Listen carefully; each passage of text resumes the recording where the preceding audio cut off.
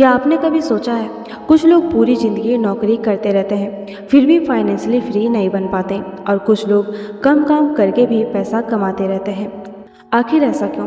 क्या अमीर लोग हमसे ज़्यादा इंटेलिजेंट होते हैं, या फिर उन्हें बचपन से पैसों के बारे में कुछ ऐसा सिखाया जाता है जो आम लोगों को कभी नहीं सिखाया जाता? आज की इस वीडियो में हम बात करेंगे दुनिया की सबसे famous finance book rich dad and poor dad की, और जानेंगे वो सोच जो गरीब माइंडसेट और रिच माइंडसेट में फ़र्क पैदा करती है। तो वीडियो को आखिर तक ज़रूर देखना, क्योंकि शायद आज के बाद पैसों को देखने का आपका नज़रिया पूरी तरह से बदल जाए। इस किताब को लिखा है रॉबर्ट कियोसाकी ने। उन्होंने अपनी ज़िंदगी की दो लोगों की सोच को कंपेयर किया है। एक थे उनके असली पिता, हाईली एजुकेटेड, अच्छी नौकरी, स्टेबल लाइफ, जिन्हें उन्होंने नाम दिया पुअर डैड, और दूसरे थे उनके दोस्त के पिता, ज़्यादा एजुकेटेड नहीं लेकिन फाइनेंशियली बहुत सक्सेसफुल थे, उन्हें कहा गया रिच डैड।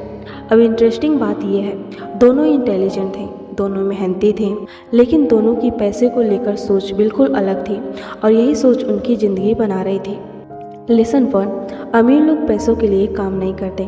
ऑथर कहते हैं, अमीर और मिडिल क्लास लोग पूरी ज़िंदगी पैसों के लिए काम करते हैं, लेकिन वहीं अमीर लोग पैसे को अपने लिए काम करवाते हैं। ज़रा सोचिए, अगर आप काम करना बंद कर दें तो क्या पैसे आना बंद हो जाएंगे? अगर आंसर हाँ है तो इसका मतलब है कि आप भी अभी सिर्फ एक्टिव इनकम पर डिपेंड करते हैं। अमीर लोग ऐसे एसेट्स बनाते हैं जो सोते समय भी इनकम जनरेट करे, जैसे कि business, investment, rental income, digital products, content creation. यानी उनका फोकस सिर्फ सैलरी पर नहीं होता बल्कि सिस्टम बनाने पर होता है। लेसन 2, स्कूल फाइनेंशियल एजुकेशन नहीं सिखाता। हम बचपन से क्या सुनते आए हैं? अच्छे मार्क्स लाओ, अच्छी नौकरी करो, सेफ करियर चुनो, लेकिन किसी ने ये नहीं सिखाया पैसे कैसे मैनेज करें, इन्वेस्ट कैसे करें, एसेट्स क्या होते हैं, फाइनेंशियल फ्रीडम कैसे मिलेगी। और यही बात इस किताब में बहुत स्ट्रांगली कही गई है। ऑथर कहते हैं, स्कूल आपको एम्प्लॉय बनना सिखाता है लेकिन फाइनेंशियल फ्री बनना नहीं, और शायद इसी वजह से बहुत एजुकेटेड लोग भी फाइनेंशियली स्ट्रेस में रहते हैं। लेसन 3, एसेट्स और लाइबिलिटीज़ का फ़र्क। ये इस किताब की सबसे पावरफुल थ्योरी मानी जाती है। रिच डैड कहते हैं, एसेट्स वो हैं जो आपकी पॉकेट में पैसा डालें, लेकिन लायबिलिटी वो है जो आपकी पॉकेट से पैसा निकाले। ज़रा सोचिए, अगर आपने ऐसी चीज़ खरीदी जो हर महीने आपका खर्च बढ़ा रही है तो वो लायबिलिटी है, लेकिन अगर कोई चीज़ आपको इनकम दे रही है तो वो एसेट्स हैं। एसेट्स के कुछ उदाहरण जैसे कि business, investment, rental properties, YouTube channel, skills, और liabilities unnecessary luxury, EMI pressure, show off expenses. बहुत लोग सैलरी बढ़ते ही खर्च बढ़ा देते हैं, लेकिन अमीर लोग इनकम बढ़ने पर एसेट्स बढ़ाते हैं। लेसन 4, फियर और ग्रीड इंसान को कंट्रोल करते हैं। ऑथर कहते हैं, ज़्यादातर लोग इमोशन से ड्राइव होते हैं। Fear, grid. फियर कहता है जॉब मत करो, रिस्क मत लो, और ग्रीड कहता है और चाहिए, मुझे और पैसा चाहिए। इन्हीं इमोशंस की वजह से लोग ऐसे साइकिल में फंस जाते हैं, और जहाँ वो काम करते हैं, सैलरी मिलती है, बिल्स भरते हैं, फिर काम करते हैं, और पूरी ज़िंदगी यही चलता रहता है। अमीर लोग इमोशन से नहीं, फाइनेंशियली इंटेलिजेंस से डिसीजन लेते हैं। लेसन 5, माइंडसेट ही फ्यूचर बनाता है।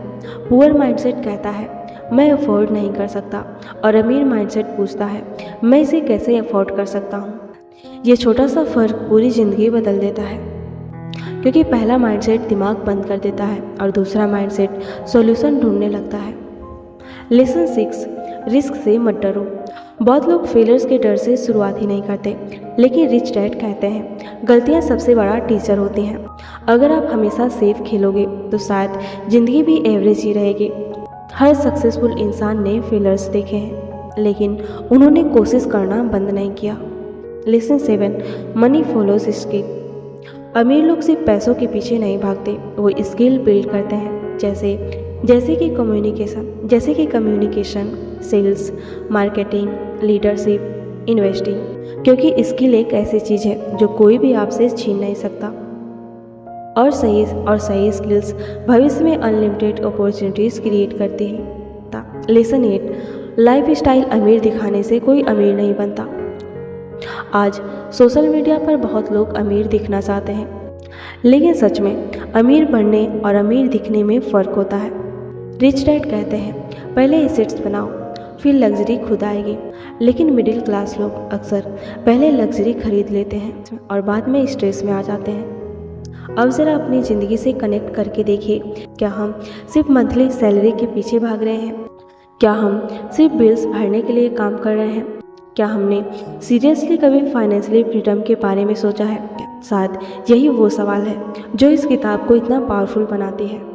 गरीब होना गलत नहीं है, लेकिन फाइनेंशियल एजुकेशन ना लेना ये भविष्य की सबसे बड़ी गलती बन सकती है। अगर आप आज से स्किल सीखना शुरू करें, इनकम सोर्स बढ़ाएं, अननेसेसरी खर्च कम करें, इन्वेस्टिंग समझें, तो धीरे धीरे आपकी फाइनेंशियल लाइफ बदल सकती है। याद रखिए, अमीर बनने से पहले अमीर माइंडसेट बनना बहुत ज़रूरी है। याद रखिए, अमीर बनने से पहले अमीर माइंडसेट बनाना बहुत ज़रूरी है, क्योंकि पैसा पहले हमारे दिमाग में बनता है, उसके बाद रियल लाइफ में। क्योंकि पैसा पहले हमारे माइंड में बनता है और फिर रियलिटी में। अगर आपको ये वीडियो पसंद आई हो तो वीडियो को लाइक ज़रूर करें और कमेंट में लिखें मनी वर्क्स फॉर मी, ताकि आपका सबकॉन्शियस माइंड भी अवेयरनेस को एक्सेप्ट करना शुरू करे। और ऐसे ही पावरफुल बुक्स और डीप लाइफ लेसन्स के लिए चैनल को सब्सक्राइब करना मत भूलना।